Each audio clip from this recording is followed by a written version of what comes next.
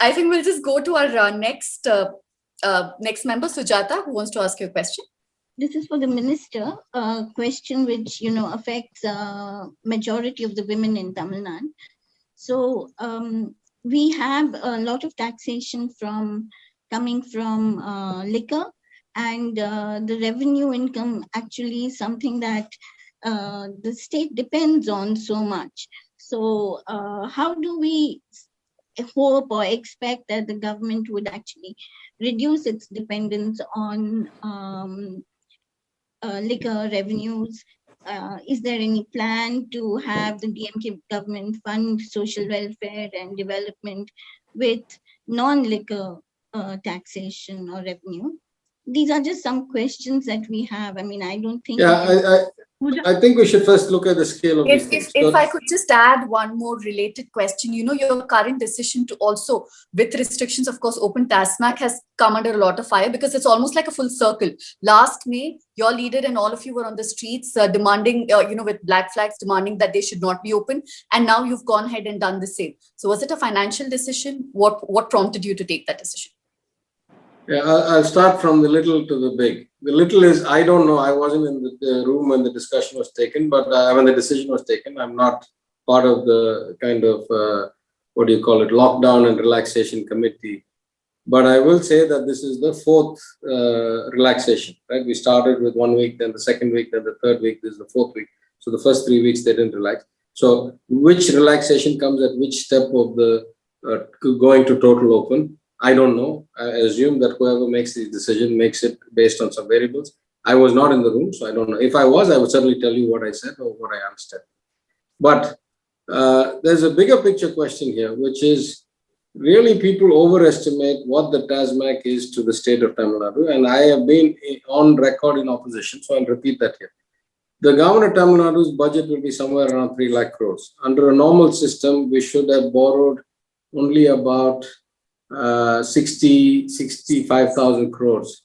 But because of the way the economy has been badly managed, we are going to probably be on track to borrow 90 or 85 or 90, 95,000, depending on whether the union government releases or relaxes the borrowing limit or not. And so in that context, I first point out every single time that the government of Tamil Nadu has lost 3.5% of its GSDP between 2014 and now. I'm not talking about 98, I'm not talking about 60, I'm talking about 2014, till Ms. Jayalalitha had been in control, and now the government of Tamil Nadu's revenues, state's own revenues, both tax and non-tax together, have dropped from 10.5% of GSDP to 7% or so. That's between 60 and 70,000 crores a year. I'm not the only one. The CAG has pointed that out, the RBI has pointed that out, the 15th Finance Commission has pointed out, the 14th Finance Commission's estimates of what we should have earned and what we did earn show that gap. So it is kind of, inarguable. So now the question is, what is the total revenue that comes from TASMAC? And I think the revenue is about 30,000 crores. So if you ask me, is TASMAC required for the government of Tamil Nadu to survive? I would say probably not. If I had that 70,000 crores, then surely I can afford to give up this 30,000 crores. You ask me a different question. Do you think that TASMAC revenue is net positive? My answer, probably not. We probably get 30, 32 or 34,000 crores in revenue that we can record.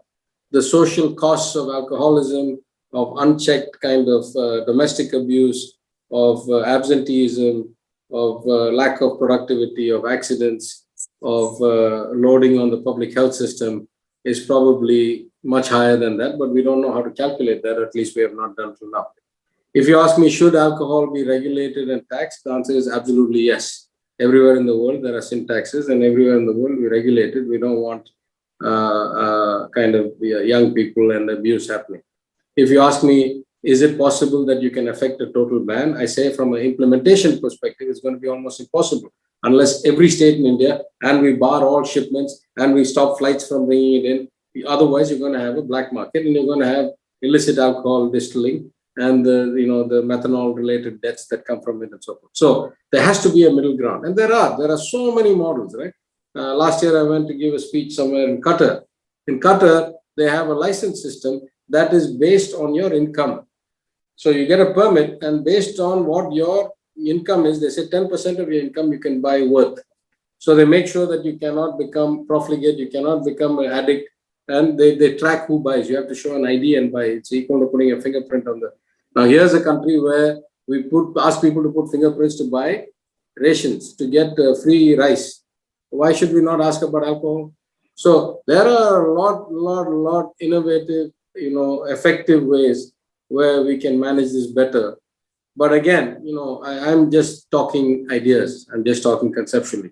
The chief minister will tell us at the right time what we need to do and how we need to get there, and we will get there. But I can guarantee you that we are not a state that is perceived in the media. It's not true. We don't need TASMAC to survive. I'm saying we've lost 70,000 crores in other revenue.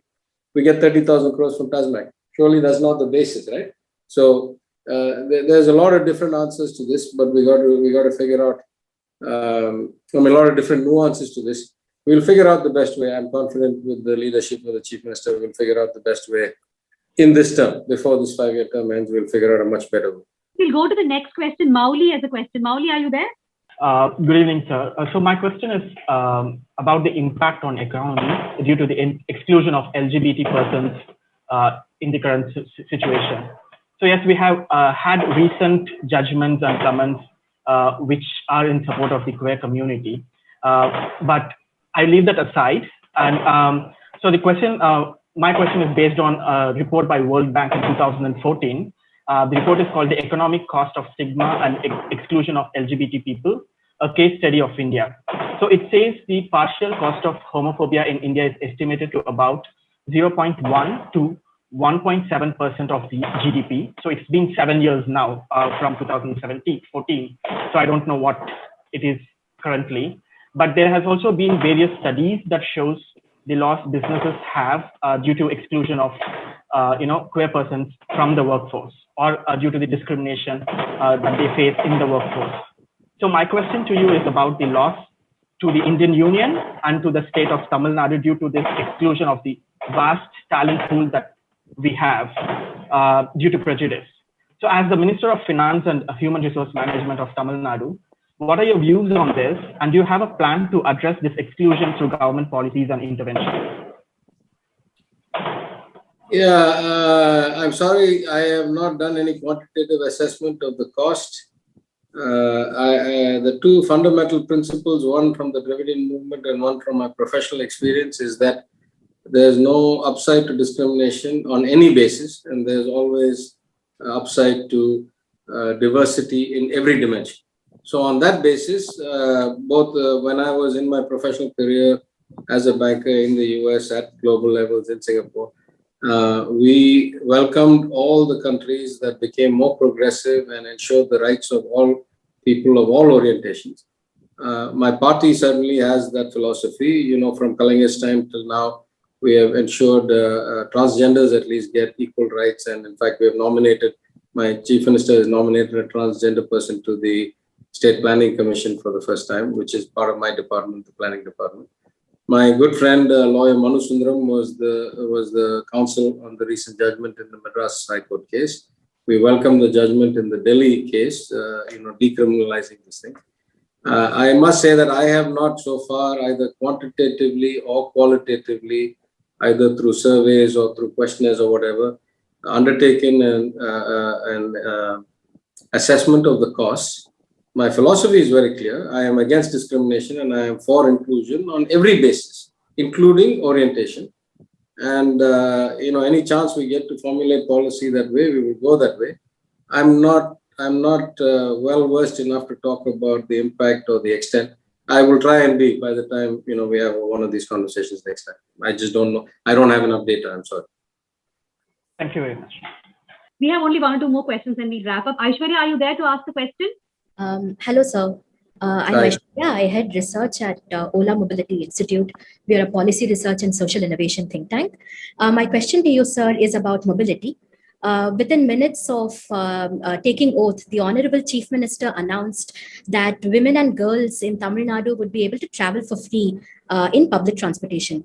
Do you expect to extend this scheme to transgender students, the elderly as well?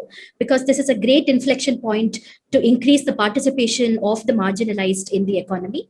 An associated question is, sir, what is the vision you might have in terms of making Tamil Nadu a leader in all things mobility, right from accelerated adoption of electric mobility or artificial intelligence in mobility, sir?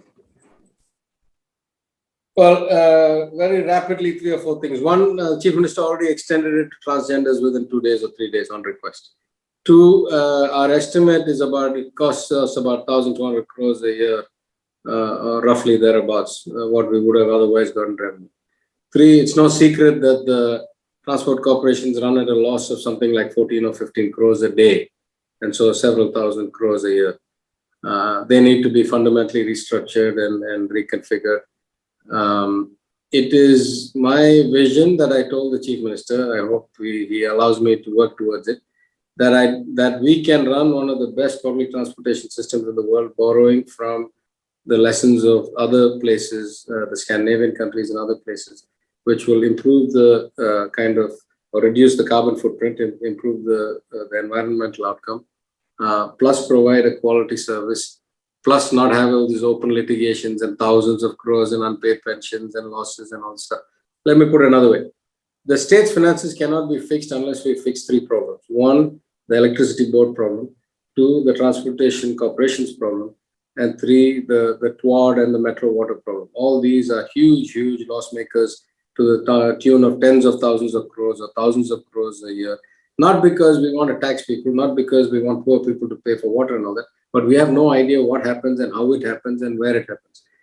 There was already a scheme that was in partnership with the World Bank. It was called the Chennai City Partnership. There was some pressure on me to sign an agreement in the last couple of weeks. I felt that it was too premature. I felt that we had not fully understood the implications. So I took it upon myself to ask the Chief Minister that I want to defer it.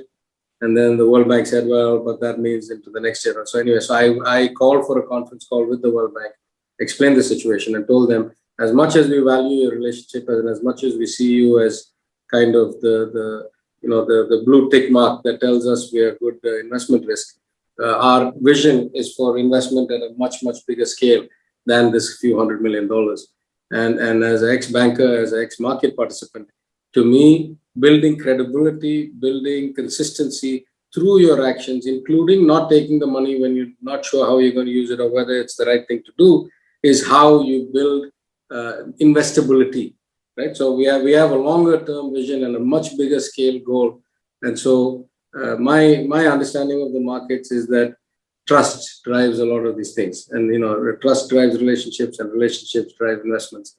And so we're going to defer this. And so finally they agreed and we deferred it. So there are a lot of plans, but these are the 3 big, both financial and infrastructure problems of Tamil Nadu. And we have some vision. Again, I'm confident that if we're given time, we can do a lot of good things on this. Thank you. So we are done with the member questions, as in we cannot take any more. We're going to quickly end with one question from me and Pooja. My question to you is a controversial subject. It's about Jaggi Vasudev. I don't have the regular question of what will the government do? Will you take action? I'm very curious as a person who has covered God-men, spiritual men, women, and politicians. I've always noticed that politicians do not take on God-men and spiritual people because it's just easier not to do it. Why did you make that choice of speaking out? And second, if at all a scheme like this Kaveri Calling, Rally for Rivers, which is camouflaged in goodness, is to come, would you be very circumspect as the finance minister to take it on? Because I'm sure there is another one in the office.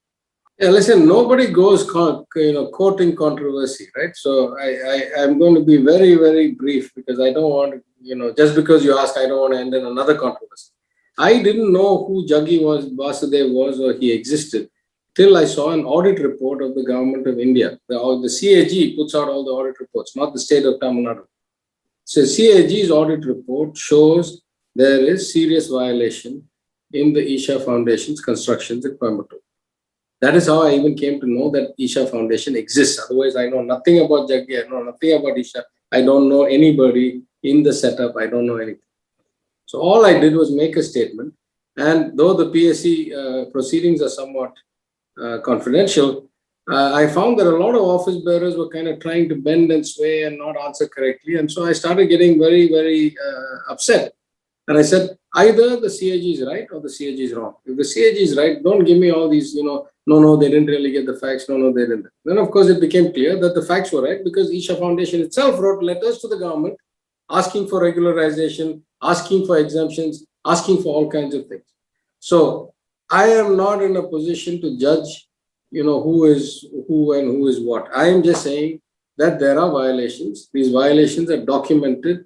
For something to get into a CAG report, it has to go through 1 year of review between the state government and the AG's office and not get resolved. And only then it gets inserted. And then it has to go to the one human being, CAG in Delhi, and that person has to sign off the report and then come back and then get placed on the table of the House.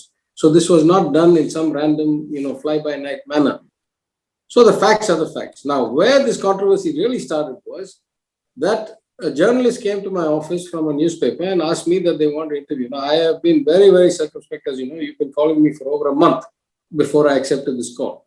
So I have literally this morning, I checked with my team, I have about 27 backed up interview requests and video and newspaper and magazine and YouTube channels and so forth.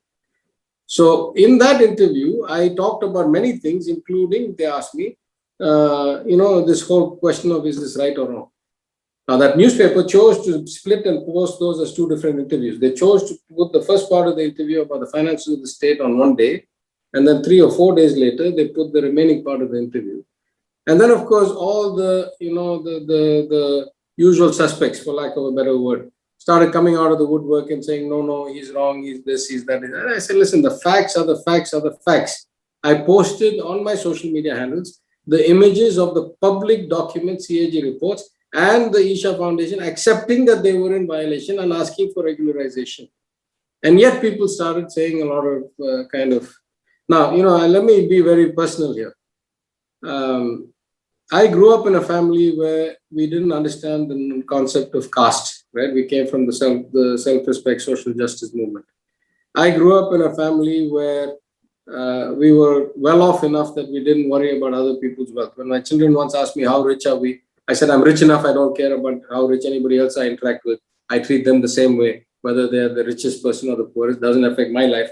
I am self-contained financially. That's rich enough for me. So in that context, and particularly as a public servant who has gone and stood in every door in every house, irrespective of party affiliation, and asked for votes, surely humility is the quality of a politician, is a kind of founding quality of a successful politician. You cannot win election without that. Especially if you, like me, you don't pay money. So I have no problem with that. But I have two weaknesses, and I admit them.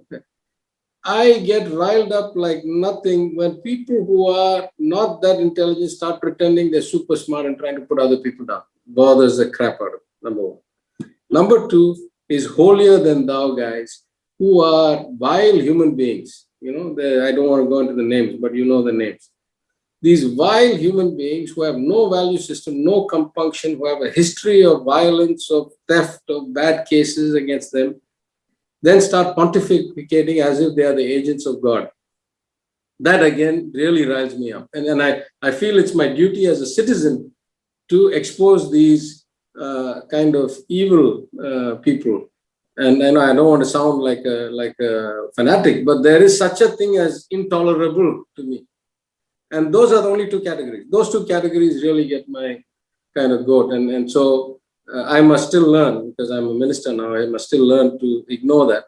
But you should give us headlines. You shouldn't learn. No. What's good for you is not good for me. Yeah. Of course. Yeah. Pooja, we'll end this. You have anything to ask? Yeah, I just want to ask you, you speak about federalism, very vehemently. As per you, what is the biggest threat to federalism in India today? One issue. I think the biggest threat is behind us. The biggest threat was this notion of one nation, one X, where they could get everything homogenized and standardized across a country of such great complexity, historical diversity, tremendous difference in outcomes in GDP and social development and education and health.